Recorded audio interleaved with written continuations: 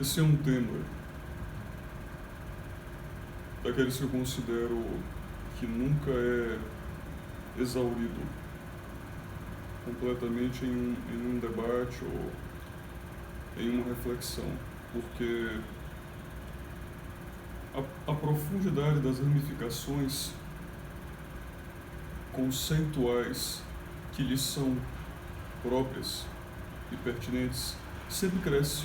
Você descobre um ângulo novo, você observa uma maneira de refinar o argumento, de apresentar o argumento com uma indumentária melhor, com uma... E claro, como tudo em oratória, como tudo em retórica, você cria meios para adaptar a mensagem ao teu ouvinte também, não é? Porque você quer compreensão, você quer clareza.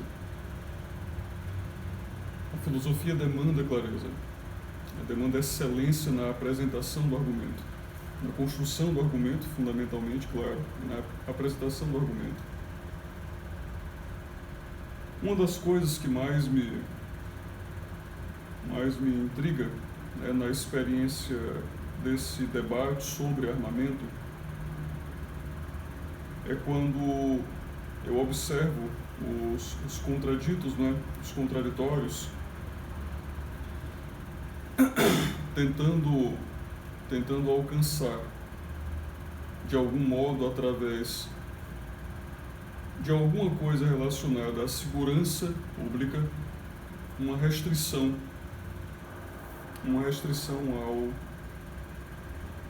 ao acesso de armas. Isso, na minha experiência, eu acho isso me chega, por exemplo, só para trazer um exemplo de como que esse debate ele é muito individual. Isso me traz um desvio, me parece um desvio de foco tão intenso. Já certamente haverá outros que consideram isso talvez central ao debate. Porque esse, para mim, certamente não é um debate sobre segurança pública. É um debate sobre liberdade individual, é um debate sobre liberdade, fundamentalmente. É um debate sobre vida. A liberdade que é necessária para resguardar a vida. É um debate sobre poder, sobre responsabilidade individual, sobre responsabilidade. Esse, para mim, é o debate. Esse, para mim, é o debate. Mas, enfim, tem alguns... Com a divulgação, né, do vídeo sobre as assertivas do governo a respeito do tema, né, o posicionamento do governo a respeito do tema, um vídeo que não era para ser divulgado, um vídeo que era em portas fechadas, né, fechado, um vídeo fechado. Quando você conhece as expressões verdadeiras do sujeito, né, das pessoas que estão lá, entre eles, né, dialogando ali entre eles, o grau de verdade que existe, o máximo grau de verdade possível em um contexto como aquele. Vamos imaginar assim, para deixar algo bem alinhavado. Diversos temas surgem de um posicionamento anti-estatal, intra-estatal, como aquele. E é fácil compreender por qual razão aquele é um posicionamento tão anti-estatal, né? Primeiro você precisa entender o que é que está por trás do conceito de se desarmar. Politicamente, quando alguém lhe retira suas armas, quando você abdica politicamente das suas armas, qual é a consequência imediata, politicamente, que você alcança? O seu enfraquecimento, correto? Então, quando você defende politicamente a perda das suas armas, quando você abdica de armas politicamente, você defende o seu próprio enfraquecimento. O que é que está por trás daqueles que defendem o seu próprio enfraquecimento?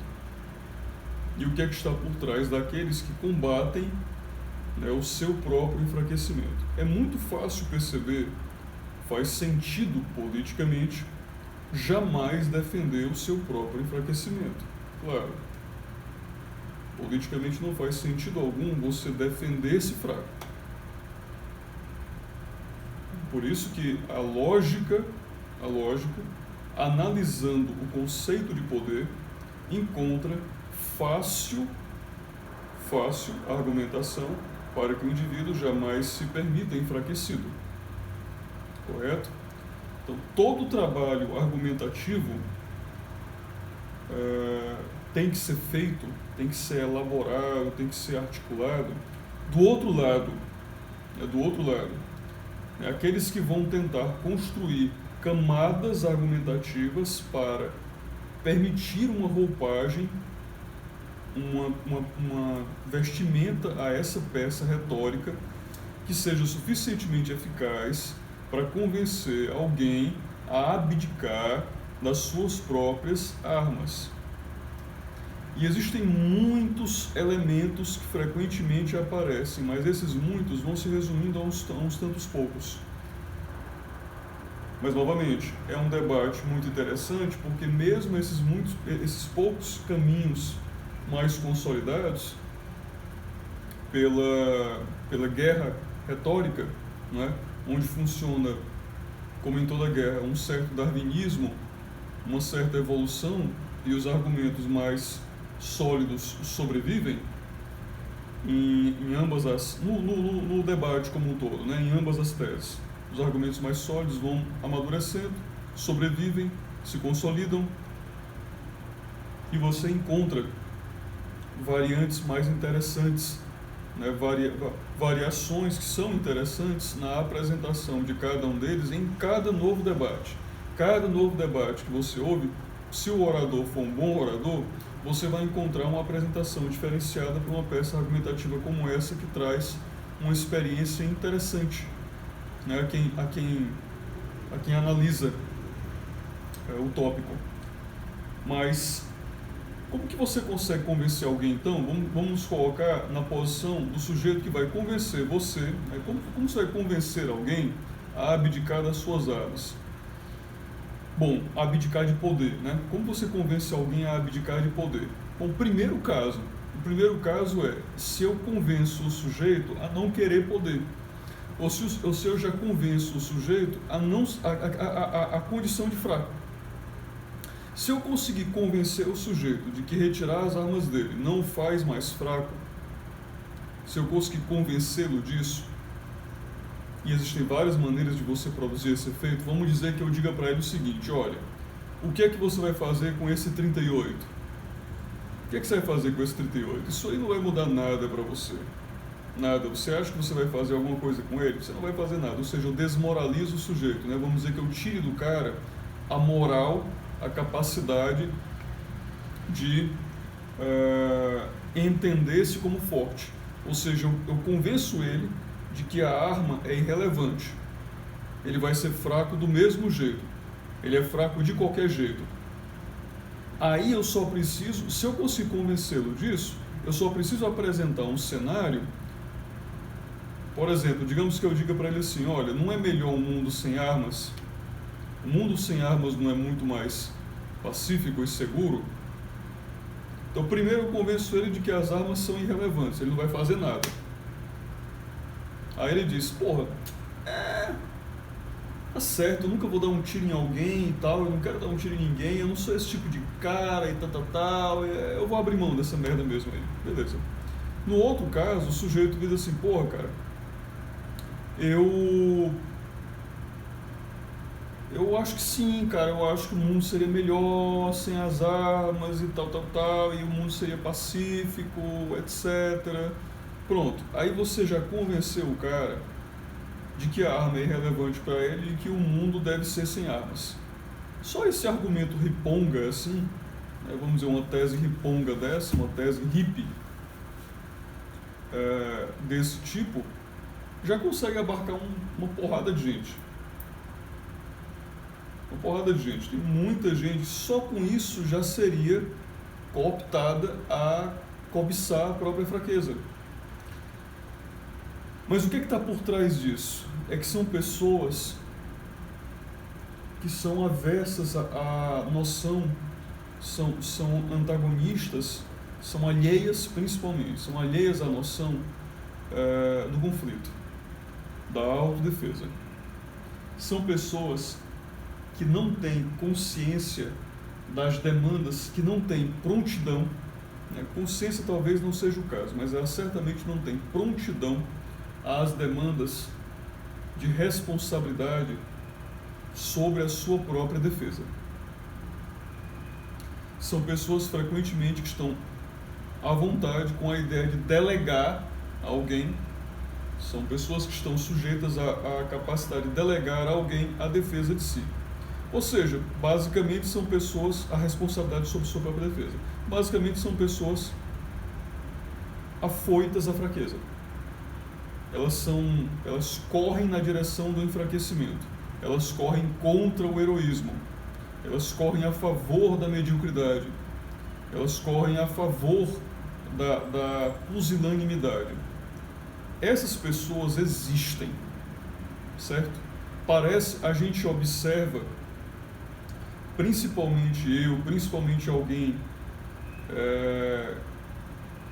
que está cuidando do esmero argumentativo, alguém que se arrogue essa responsabilidade. Você precisa conhecer as pessoas. Você precisa conhecer as pessoas. Porque frequentemente a ordem da produção do argumento é a contrária. Você acha que o sujeito ele operou a lógica e depois a identidade dele. Não, ele submete a lógica à identidade dele. Porque ele tem isto consigo, esta identidade, ele vai tentar procurar razões e racionalizar a identidade que ele tem. Não é o contrário não, viu? Ele não chega lá, frequentemente o que acontece é justamente isso, ele parte da emotividade dele, da identidade dele, das composições, da caricatura que ele tem, inclusive, de si. Ele parte de sua autocompreensão e ele vai lá na razão, lá na lógica, tentar racionalizar esta identidade que ele tem e ratificar as características da identidade dele como sendo aquelas que têm a assinatura lógica, a assinatura racional, certo? Então, qual é o elemento mais importante, mais básico, que me parece frequentemente externo à operação de todo o debate sobre armamento? E eu acho que essa seria uma tecnologia retórica que deveria constar de todos eles, mas que eu frequentemente vejo ausente. Principalmente quando esses debates são feitos em palcos politicamente corretos. Essa tecnologia é esse aspecto, né, que eu acabei de mencionar. A dificuldade que se tem em apresentar o argumento como uma defesa do auto-enfraquecimento, uma defesa da autodesconfiança, uma defesa da autopusilanimidade, uma defesa do delegamento de sua responsabilidade sobre a proteção, sobre a sua proteção. Então, observe que todos aqueles que vão apresentar argumentos para desarmar insistem que é responsabilidade de outrem a defesa do cidadão, como se o cidadão fosse esse indivíduo mimado e paparicado que fosse ser resguardado convenientemente por outrem. Então, é uma defesa da mediocridade, é uma defesa da carência, é uma defesa da identidade submissa, mais até do que submissa, paparicada mesmo, mimada mesmo, vulnerável mesmo, que em sua mediocridade constantemente carece e até demanda, ser incessantemente salva, jamais caminhar com as próprias pernas. Isso eu vejo com pouca frequência. No Brasil, no debate em português, eu vejo com pouca frequência. Eu vejo com muito pouca frequência. E inclusive também na Europa. Eu acho que esse ângulo ele é pouco apresentado dentro do debate sobre armamento. Eu acho que inclusive ele não é até tão apresentado hoje em dia nos Estados Unidos, porque ele é muito consciente à cultura, ele é muito interno à cultura americana. a autorresponsabilidade, a autodefesa, a condição primária de responsabilidade que o sujeito tem pela sua própria defesa, sobre sua própria identidade, sobre seu próprio viver, efetivamente assim, sobre sua própria força, a irresponsabilidade que é um sujeito abdicar da própria defesa, da sua própria defesa, a mediocridade que existe por trás disso, em abdicar da própria defesa, em abdicar da responsabilidade para prover a própria defesa, para prover a própria segurança e a dos seus familiares, dos seus filhos, da sua mulher, da sua casa. Essa consciência de mediocridade, da mediocridade que é envolvida nisso, correr contra o heroísmo, né? Correr contra o heroísmo. Qual é a história heróica que abdica de poder, que abdica da própria força? Qual é a história heróica que abdica da própria força, que abdica da responsabilidade do sacrifício, que abdica da responsabilidade da vanguarda, que abdica da responsabilidade de estar à frente, né, da defesa, da sua defesa, da defesa dos seus, da defesa que demanda força, Como fraco, qual é a história de heroísmo que não confronta o impossível, que não confronta o adversário impossível? E qual é a história de heroísmo, então, que abdica ele próprio dos meios para confrontar os adversários relevantes? Que história de heroísmo é essa? Isso é um ângulo pouco apresentado. A aproximação entre mediocridade, enfraquecimento e responsabilidade, que é um tópico da ética, né? Ou seja, mediocridade é estética, irresponsabilidade é ética, enfraquecimento é política e, consequentemente, estupidez lógica. Então, você apresentar o argumento em todos os ângulos que pertencem à filosofia, você apresentar o argumento, apresentar como o argumento por desarmar é vulnerável em todos os ângulos filosóficos. Isto é algo que muito raramente talvez por incapacidade mesmo, muito raramente sequer tentam os oradores. E eu apresento como fundamental. Me parece o melhor argumento para a tese.